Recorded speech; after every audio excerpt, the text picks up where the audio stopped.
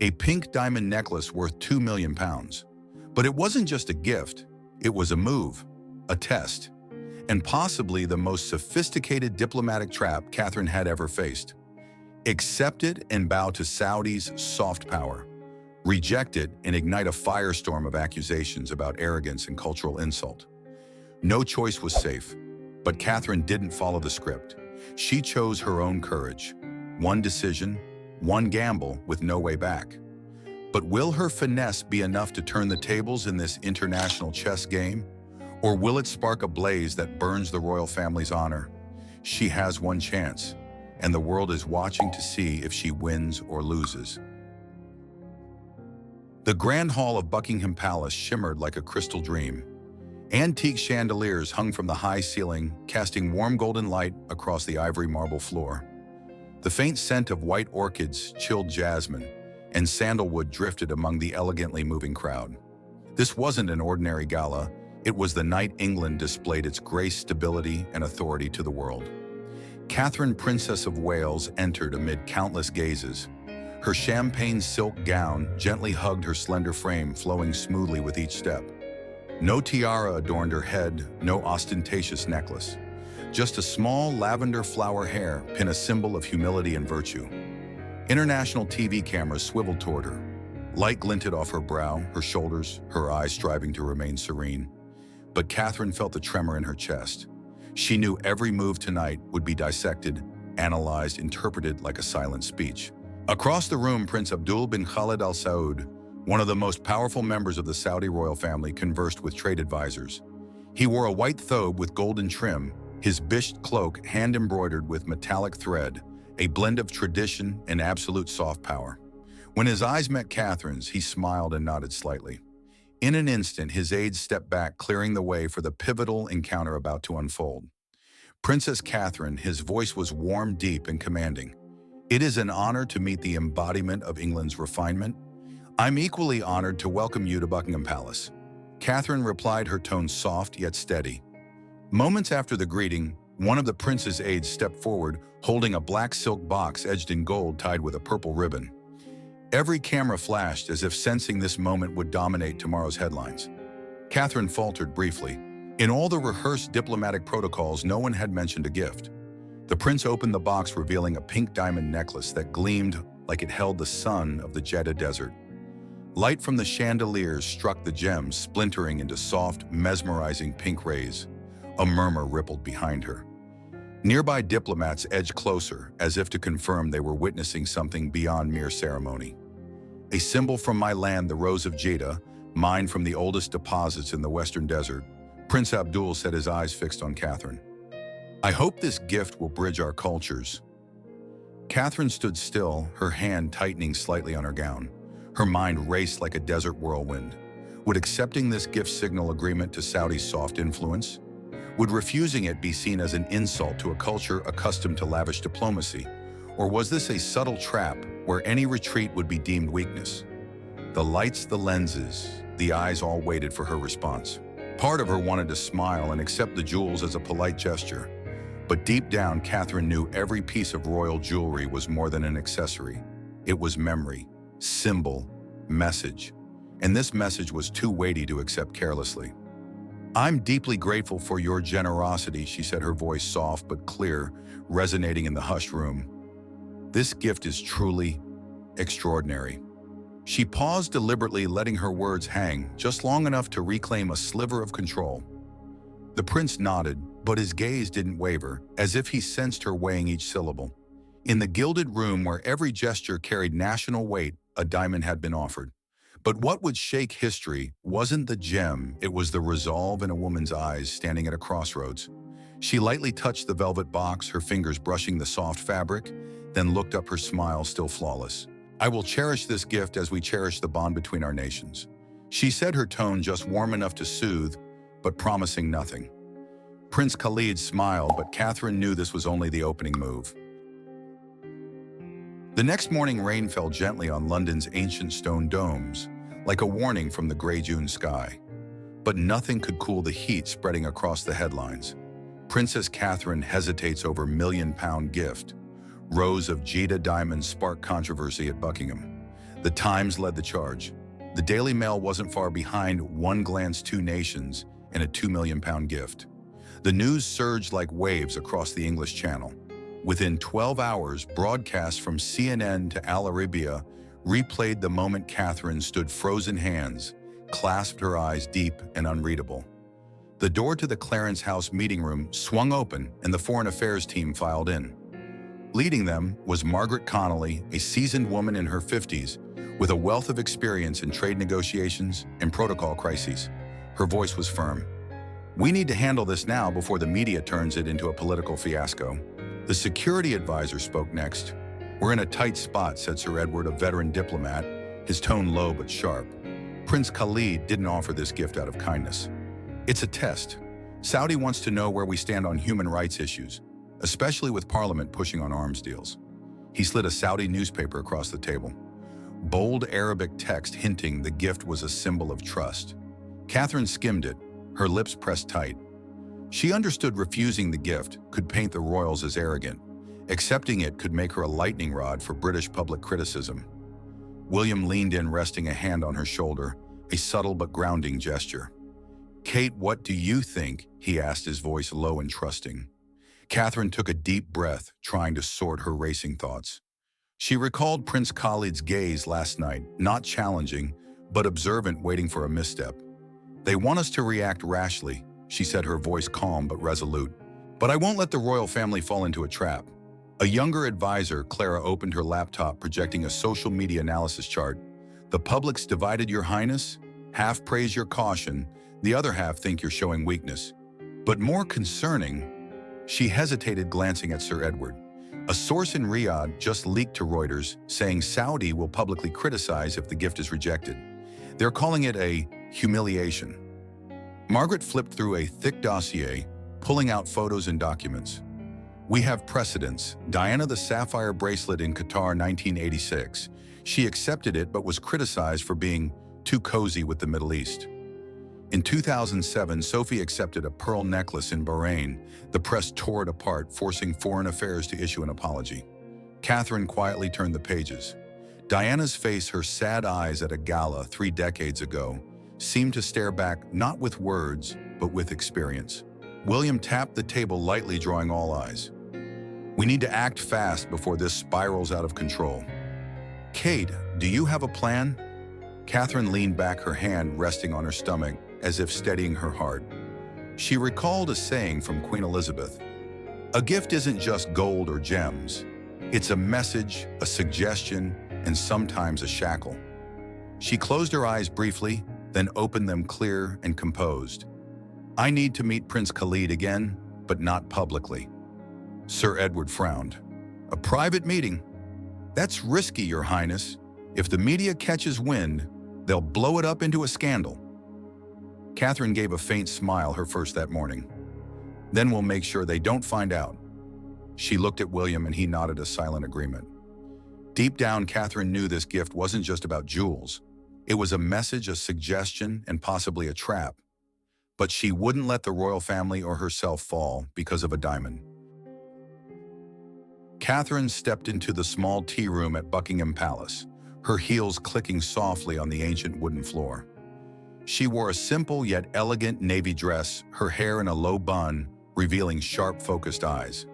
This was a private meeting, no cameras, no aides, just her and Prince Khalid. The decision had unnerved her advisors, but Catherine was resolute to counter Saudi's move. She needed to face him directly without intermediaries.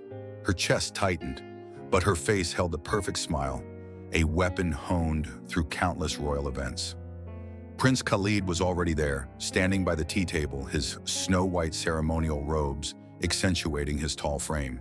He turned as she entered, his deep eyes flickering with curiosity and respect. "Princess Catherine," he said, his voice resonant. "Thank you for making time." He gestured for her to sit, but Catherine remained standing, a small but deliberate move to maintain control. "You're too kind, Your Highness," she replied, her tone gentle but pointed. "I wanted to thank you for your exquisite gift, but I also want to understand its intent." Her words were a velvet-wrapped arrow, polite yet direct. Khalid raised an eyebrow, clearly not expecting her to cut to the chase. The rose of Jeddah is a symbol of trust, he said, his voice slow, as if measuring each word. But it seems your highness is hesitant. The question hung in the air, laced with a hint of challenge. Catherine felt her pulse quicken, but she forced herself to focus. She knew Khalid was testing her, trying to push her into justifying herself. She recalled Sir Edward's warning that morning. They want an emotional reaction. Don't let them lead. She smiled, tilting her head just enough to soften the moment. I deeply value your generosity, she said, but a gift so precious carries great responsibility. I want to ensure it reflects the true spirit of our nation's relationship. Khalid went silent, his gaze locked on her. Catherine felt the weight of the moment. One misstep could unravel everything. She continued, her voice now softer, but every word deliberate. The diamond is stunning, but I believe a gift that tells the story of your people would be far more meaningful. Something authentic, like Saudi's renowned hospitality. Her words were a deft counterstrike, rejecting without insulting and shifting the challenge back to Khalid. The prince chuckled, a low, warm sound, but his eyes never left her. You're very skilled, princess, he said, his tone now tinged with amusement. I'll consider your suggestion. He stood, signaling the meeting's end, but paused before leaving, looking directly at her. But remember, princess, in diplomacy, every choice has a cost. His words, though soft, carried a warning. Catherine stood still, her smile intact, but her heart pounded. As Khalid left, she finally exhaled. She knew she'd passed a test, but the battle wasn't over. Outside, the media was in a frenzy. A new article from the Times had just dropped. Quoting an anonymous source, Catherine rejects diamond, a diplomatic failure. She clenched her fists, more determined than ever. If Khalid wanted a chess match, she'd surprise him with her next move. 3 days after the private meeting, Catherine received a small package from the Saudi embassy, accompanied by a handwritten letter from Prince Khalid. Inside was an Al-Ahsa silk scarf, a deep indigo adorned with intricately hand-embroidered palm and desert rose patterns. She ran her fingers over the stitches, feeling the artisan's precision, and for a moment emotion welled up, not for the gift itself, but for what it meant. Khalid had listened, and this was his response, a humble yet culturally rich gift, exactly as she'd hoped. But Catherine knew this was also a new challenge. She had to use it to turn the tide before the media devoured the royal family. She summoned Clara, her communications advisor, immediately. I'll wear this scarf at tonight's private dinner, Catherine said, her voice firm. Clara frowned, concerned. Your Highness, the media's on edge. A Riyadh article this morning implied you disrespected the diamond. If we're not careful, this could be misconstrued. Catherine nodded, her eyes sharp. Then we'll make sure they interpret it correctly. Invite a few trusted reporters. I want this image to spread, but it needs to feel organic. That evening, in a small palace hall, Catherine entered the Al-Ahsa silk scarf, draped lightly over her shoulders, complementing her elegant white dress. The embroidered patterns caught the light, making her a living symbol of cultural harmony. Guests, diplomats, and royals alike couldn't look away. William at her side squeezed her hand and whispered, You're doing great. But Catherine's heart raced. She knew every step tonight was a chess move, and the world was watching. Images of Catherine in the silk scarf spread rapidly. A discreetly invited Guardian reporter published an article that night, Princess Catherine Honors Saudi Culture, with Al-Ahsa silk. Twitter exploded with Shahshar's silk diplomacy users, hailing her as a queen of soft power. But not everything was smooth. A British tabloid ran a sensational headline, Catherine picks silk over diamonds, a sign of weakness. Meanwhile, a Saudi politician's TV comment heated things up. Does the British royal family truly value our gift? Catherine, reading the news on her phone in her private quarters, felt the weight of the pressure. She'd anticipated mixed reactions, but their speed was overwhelming. She turned to Clara, who'd just entered, looking tense. We need the next step now, Catherine said, her voice steady. The scarf was the start. To silence the critics, we need a reciprocal gift, not just polite, but symbolic, something that grabs both British and Saudi attention. Clara nodded, but her eyes betrayed worry. Your Highness, if the gift isn't substantial, they'll say we're being dismissive. Catherine smiled, a spark of confidence in her eyes. Then we'll make it mean more than any diamond. An idea was forming in her mind, but she knew it had to be executed swiftly and flawlessly with time running out. Outside, the media storm raged on, and Catherine was determined to turn it into an opportunity for the royal family to shine. Early morning at Clarence's house, Catherine stood in her private office, her gaze fixed on a pair of silver cufflinks delivered from Hatton Garden. Intricate Celtic knot patterns gleamed under the light, each line a testament to 3 sleepless days of work by London's finest jeweler. This was her reciprocal gift to Prince Khalid, not just to calm the media storm, but to prove the British royal family's sincerity. Yet the pressure felt like a boulder on her chest. One wrong move, and all her efforts could collapse. She picked up a pen and began writing a letter by hand. Dear Prince Khalid, her script was graceful but firm. These cufflinks carry our hope for unity between our peoples. We may not speak the same language, but through art and sincerity, I believe we can understand each other. She paused, reread it, her eyes blazing with resolve. This letter had to soften Riyadh's critics and reassure the British public. She signed it, sealed it with the cufflinks in a small oak box engraved with the royal crest, and handed it to the security team with clear instructions. Deliver to Riyadh, absolute secrecy. But secrets don't last long. Hours later, Clara burst in, tablet in hand, her face pale. Your Highness, we've got a problem, she said, her voice trembling. A Sun reporter spotted a royal package at Heathrow. They don't know what's inside, but they're speculating you're rushing to appease Saudi. Catherine gripped the desk, her pulse racing. What else are they saying? She asked, her voice calm but icy. Clara scrolled. Some Saudi outlets are calling it a token gesture. They say your gift can't compare to the diamond. Catherine inhaled deeply, forcing herself to stay composed. She'd expected pushback, but this leak was a blindside. She pictured the package, the oak box, with the cufflinks, and led her en route to Riyadh, carrying her hopes. Clara, ensure that package reaches Prince Khalid unopened, she ordered, her voice unwavering. And no comments from us until he receives it.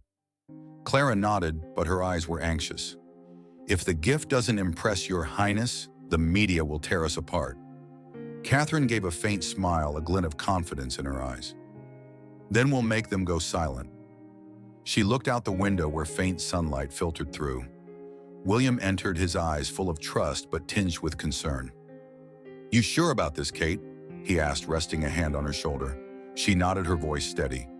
If we're going to turn danger into opportunity, this gift has to speak for us. But inside, she couldn't shake the worry. A new Al Jazeera article quoted a Saudi official. The British royal family must prove their sincerity, not just with words. Catherine pressed her lips together, whispering to herself, Just wait, Prince. I'll make you rethink everything. The UK-Saudi Energy Conference at London's Savoy Hotel buzzed with tension. Diplomats, business leaders, and reporters packed the auditorium, cameras poised to capture every moment. Catherine stood in the front row, the indigo Al-Ahsa silk scarf with palm and desert rose embroidery draped over her shoulders, paired with an elegant white dress. She smiled, but her heart pounded. Every criticism, from Saudi articles calling her gift perfunctory to rumors of royal weakness, weighed on her. Today, she hoped the silver cufflinks had reached Prince Khalid and would change everything. The auditorium doors opened, and Prince Khalid entered, his snow-white robe striking against his tall frame. The crowd stirred as light caught his wrist where the silver cufflinks with Celtic-knot patterns gleamed. Catherine felt a weight lift from her chest, but she kept her face composed, her eyes locked on Khalid. He approached her, a smile tinged with amusement on his lips. Princess Catherine, he said, his voice resonant, your gift is truly meaningful. I'm deeply grateful. He extended his hand, and in a historic moment, Catherine shook it, the silk scarf and cufflinks like twin symbols weaving a story of understanding. Cameras flashed relentlessly, capturing the pair side by side. Silk and silver, east and west, a wordless cultural harmony. The image went viral within minutes. The Guardian published instantly the silk and silver handshake. Catherine and Khalid redefined diplomacy. Twitter erupted, users praising Catherine as a queen of soft power. Saudi media, critical just days ago, shifted tone, calling the gesture a symbol of genuine friendship. Accusations of tokenism or disrespect dissolved like morning mist. But Catherine didn't let the victory sweep her away. As Khalid released her hand, he leaned in whispering, just for her, "You played well, princess. But this game isn't over." His words, though soft, startled her. She smiled, replying, "I look forward to your next move." Inside, she knew Khalid wasn't just accepting her gift, he was acknowledging her as a worthy opponent. It filled her with pride, but reminded her that diplomacy is a never-ending game. Clara from the corner of the room held up her phone, her eyes gleaming. "Your Highness, we did it," she whispered as Catherine approached. "Al Jazeera just updated praising your finesse. The British public is going wild over the photo." Catherine nodded, but her gaze remained sharp. "Good, but we're not done. Monitor Riyadh's reactions. I want to know what they really think." She glanced back at the auditorium where Khalid shook hands with other guests, the cufflinks still sparkling. A rush of adrenaline surged through her. She turned danger into opportunity, but as Khalid said, the battle continued. The image of Catherine and Prince Khalid shaking hands at the Energy Conference with the Al-Ahsa silk scarf and silver cufflinks gleaming became a global icon overnight. Newspapers from London to Riyadh hailed the silk and silver handshake as a diplomatic triumph. But Catherine had no time to bask in the glory. That morning, she sat in a Kensington Palace meeting room, her eyes scanning Clara's report. Shook her silk diplomacy had millions of shares, and a UK-Saudi cultural fund was proposed with her as honorary patron. Yet a small note made her lips tighten. Some Riyadh commentators still questioned the British royal family's motives. "We need to seize this momentum," Catherine said, her voice firm, tapping the table lightly. "Images aren't enough. I want a tangible initiative, something that connects people, not just politicians." Clara nodded, scribbling quickly. "What about a cultural exchange program for students, Your Highness London and Riyadh, exchanging letters and handmade gifts inspired by the scarf?" Catherine smiled, her eyes lighting up. "Perfect, but it needs to be fast. I want to announce it this week." 2 days later, at a small London school event, Catherine launched the Letters from the Desert program, inviting British and Saudi students to exchange handwritten letters and crafts. Wearing the Al-Ahsa scarf, her eyes warmed as she read the first letter from a Riyadh student. "Thank you for loving our silk." Images of her holding the letter spread online, touching British hearts. The Times wrote, "Catherine turns a gift into a bridge between worlds." In Riyadh, a national TV channel aired Saudi students packing crafts, calling her a friend of the desert. But not everything was smooth. A commentary in Asharq Al-Awsat suggested the program was a PR stunt to mask the diamond rejection. Catherine, reading it on her phone, felt a flash of anger, but quickly suppressed it. She knew diplomacy always had skeptics. She needed one final act to silence them. She turned to Clara. "Contact the Saudi embassy. I want to invite Prince Khalid to a cultural event in London. If he attends, the doubts will vanish." William beside her frowned. "You sure, Kate? If he declines, the media will blow it up again." Catherine squeezed his hand, her voice steady. "Khalid's a chess player, darling. He'll come because he wants this win too." She smiled, but inside she couldn't shake the worry. If Khalid didn't show, her efforts could crumble. Then an email from Riyadh arrived, brief but relieving. "Prince Khalid will attend. He looks forward to seeing Your Highness." The cultural event took place at the Victoria and Albert Museum, showcasing British and Saudi crafts. Catherine, in a navy dress, stood beside Khalid, who wore the silver cufflinks. When he publicly thanked her, calling her a bridge of hearts, the crowd applauded warmly. A Saudi artisan who wove the original scarf stepped forward, presenting Catherine with a handwritten thank you letter. Catherine read it, her eyes misting with emotion. "One thread of silk crossed borders," she said to Khalid, her voice trembling slightly, "and it carried goodwill and a future." Khalid nodded, his eyes for the first time free of scrutiny, showing only respect. In the quiet reading room at Kensington Palace, Catherine sat alone in an armchair, soft lamplight casting shadows on the Al-Ahsa silk scarf draped over her shoulders. The palm and desert rose patterns seemed to recount a journey from a diamond that could have defined her to a silk and silver handshake that reshaped how the world saw the British royal family. She traced the fabric, feeling its softness, and in a rare moment, she let go of the princess facade to be Kate, a woman facing herself. She closed her eyes, memories flooding back. The crystal lights of Buckingham, Khalid's probing gaze, sensational headlines in the Saudi artisan's letter about the scarf. Every step, every choice was a chess game she couldn't afford to lose. She'd rejected a 2 million pound diamond chosen silk over gems and reciprocated with silver cufflinks, not to boast, but to shield the royal family from a diplomatic trap. Now, with the media storm calmed, she wondered, was I right? In her mind, she heard Diana's echo, a woman who stood between media scrutiny and duty loved and judged by the world. She thought of Elizabeth, the steel-hearted queen who guided the royals through greater tempests. What did they do in my place? Catherine asked herself. Diana chose her heart, Elizabeth chose duty, and she'd chosen both a narrow, risky path, but her own.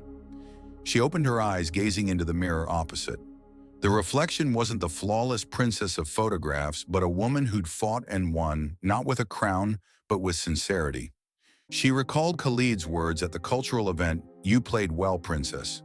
But this victory wasn't about defeating him. It was about proving a thread of silk could outshine a diamond, that a small gesture could cross borders.